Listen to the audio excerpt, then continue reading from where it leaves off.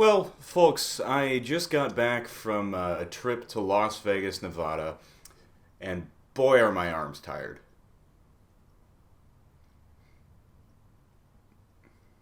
Tried to take like Tylenol, Excedrin, Advil, Aleve, Motrin, Bayer aspirin. For a town so built on debauchery, mob activity, Mormonism, this town's really built on a lot of video games. If you think about it, Las Vegas is just one huge city-sized Dave and Buster's where they let you smoke inside. But the groundwork, the very foundation of Las Vegas, Nevada, is basically video games, and pretty bad ones at that, you know? So that's really what I'm here to discuss, I guess, folks. It's video games.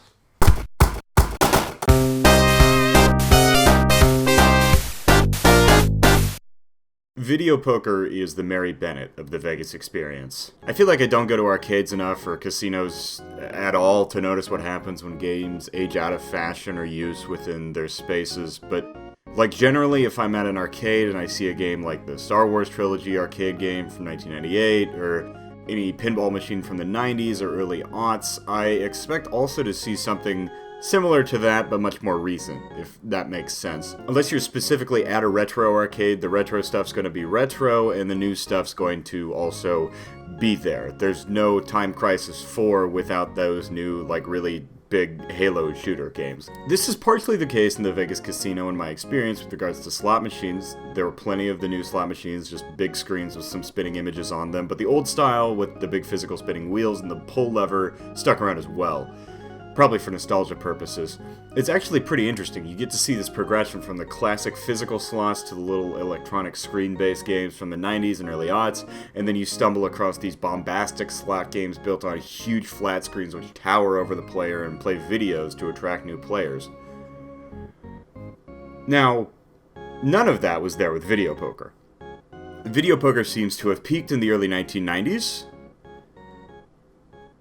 and the progression basically stopped there. The interfaces for these machines look to run on like Commodore Amiga OS or OS2 or whatever the dusty point-of-sale system still in use at a Nebraska Furniture Mart is. Wait, does that reference make sense outside of Kansas City and Omaha? I just find it fascinating when technology can avoid reaching obsolescence like that. It just seems to go against every facet of techno-capitalism. They're supposed to create a new thing to replace the old thing, and we're supposed to buy the new thing because it's the new thing. But casinos and video poker players just don't seem to care too much about it. And video poker takes a backseat to the plentiful slot machines, almost paradoxically, because there's less thinking and interaction involved in a slot machine than there is with video poker. I honestly would expect players to want more control over their winnings and losings, but there seem to be about 5 slot machines to every 1 video poker machine I found. It's not that there's even a lot of thinking or skill involved in winning at video poker. You can have all the odds memorized, and still if you get dealt shitty cards, like, you lose. But there's at least a gulf there. I think there's a way to be much worse at video poker than another person is. Like, for instance, I'm very bad at video poker, which is just not the case with a slot machine. I am as good as the best slot machine player in the world at playing the slots, because the input is limited to basically pressing a button or pulling a lever. And in video poker, you don't even get the competitive thrill or social experience of playing poker against real opponents, not even the feel of a nice deck of cards against your fingers. You do get to smoke, though. Video poker is just inexplicable to me, I guess. This is the first time I've really spent time in a casino, and it seemed like anachronistic. Everything else I think I got. Like, craps is a dice game with a whole bunch of rules and decent odds. Roulette, you get to watch a wheel spin all around. All the card games combine odds, study, and skill. Slot machines have fun graphics and make noise when you win, and you don't have to really think. Video poker, you just lose money and also don't really enjoy the experience. But I see many persons sitting at those little machines. It's like a roach. It's unkillable, but I couldn't tell you how or why. Las Vegas! Now this is a damn game.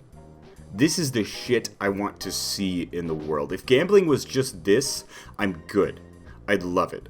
Konami Fortune Cup is an uninteractive version of that NASCAR Showdown game that might still stick around at your local Dave & Buster's. You know, the one that you and your friends thought looked cool until you started playing it and realized it sucked after you each dropped like $1 in there and the car steered like shit. Anyway, Konami Fortune Cup is that, but with horses. It's like watching a slot car machine with horses. A slot horse machine, I guess. And you bet on the horses. Now, horse racing has a bad name in the town where I live. Apparently 22 dead horses over 10 weeks will do that. And I had historically never known horse racing, as the only horse track in the Kansas City metro area where I grew up went out of business during the 2008 financial crisis.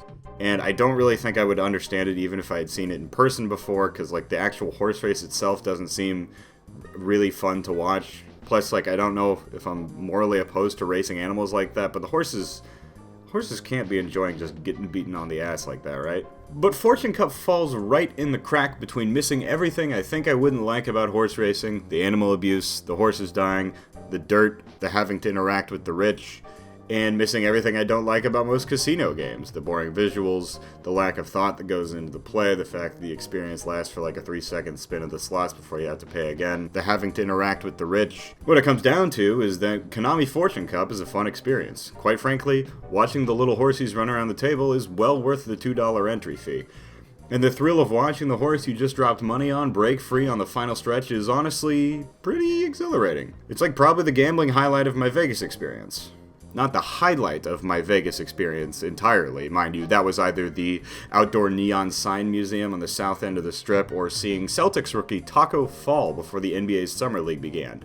That man is 7'6" tall. You don't forget seeing a man who is 7'6" tall. But Konami Fortune Cup is really the ideal casino game. It's fun to experience, encourages a little bit of forethought because some of the horses carry over between trials, so you can maybe take a flyer on a horse that's been trending upward in recent races. And even if you don't win, you get to see some little horsies run around a little track. What really is better than that? Las Vegas is so exciting! Finally, I want to talk about the real game which defines Las Vegas to me. The part of the video where I might finally reach some pseudo-semblance of poignancy, and not just be rambling about some shit I liked or didn't like. Let's talk about the slots. Slots do not appeal to me. I think I dropped at most $5 into slot machines during my time in Vegas, and you know what, I don't get it. Still, you win so very, very rarely, and you don't really do much. Like, the whole experience is based in dropping 10 cents, watching some images spin on the screen, and then reflecting about how you just lost 10 cents. Now, what really struck me was the sheer breadth of slot machines around the Mandalay Bay Casino, or just around Vegas in general, right at the airport gate, in the gas stations, in the restaurants, just kind of everywhere. And they come in so many different brandings, but they don't seem to play any differently, so it's kind of a matter of playing the machine that comes in the branding you like, I guess. I played a John Wayne machine for a few minutes and lost like $1 or $2 on it. I don't even like John Wayne. I thought it was based on the rapper. That's a lie. I'm actually only drawn to the Duke because Kansas City-based heavyweight Tommy Morrison claimed to be his nephew, which I think everybody knew wasn't true. And that's also a lie. Honestly, it was just happenstance that I ended up losing $5 on the John Wayne machine. Anyway, the thing that I found the most telling were the sorts of brands which conquered the slot machine economy.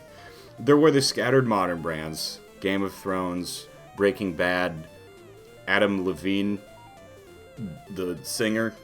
He has his own. Blake Shelton did, too, another singer, etc. But what really stood out were the machines branded with these older properties. The Village People, Willy Wonka in the Chocolate Factory, the Linda Carter Wonder Woman TV show, the Karate Kid. A lot of things from, like, the 70s and 80s. And that seems kind of weird because I didn't see a lot of stuff from, say, the 90s.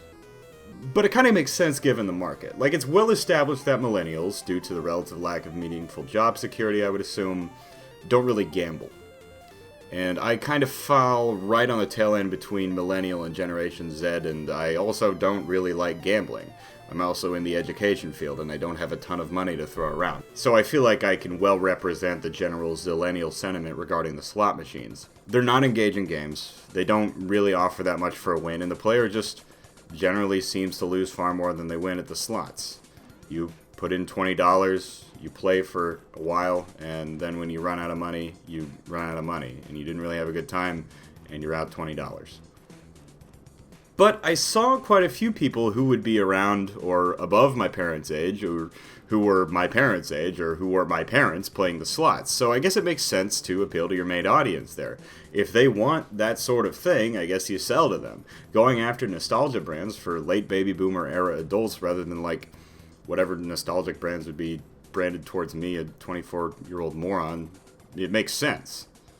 I don't know what they'd even sell to me, like Battle Arena Toshinden, or Nick Cannon's Wild and Out, The Mystic Knights of Tir Nano, Balls Energy Drink, Looney Tunes Back in Action with Brendan Fraser. Anyway, I had a good time in Vegas, but I don't intend to go back for a while. Gambling, for the most part, sucks, unless it involves horses, and really the best aspects of the trips were the shows and attractions I went to, so I guess my advice would be don't waste your money on losing your money, and instead spend your money on seeing the Blue Man Group, or 3 of the members of Boyz II Men, or Carrot Top, or the Raiders, I guess. Or do go see the Las Vegas Aces, actually. Fantastic team. Really, just really interesting offensive team. Pretty much everybody on the floor can shoot for them, so they've got like this ability to spread the floor that's really unequaled by anybody else in the league. It's really good to watch, so yeah, check that out.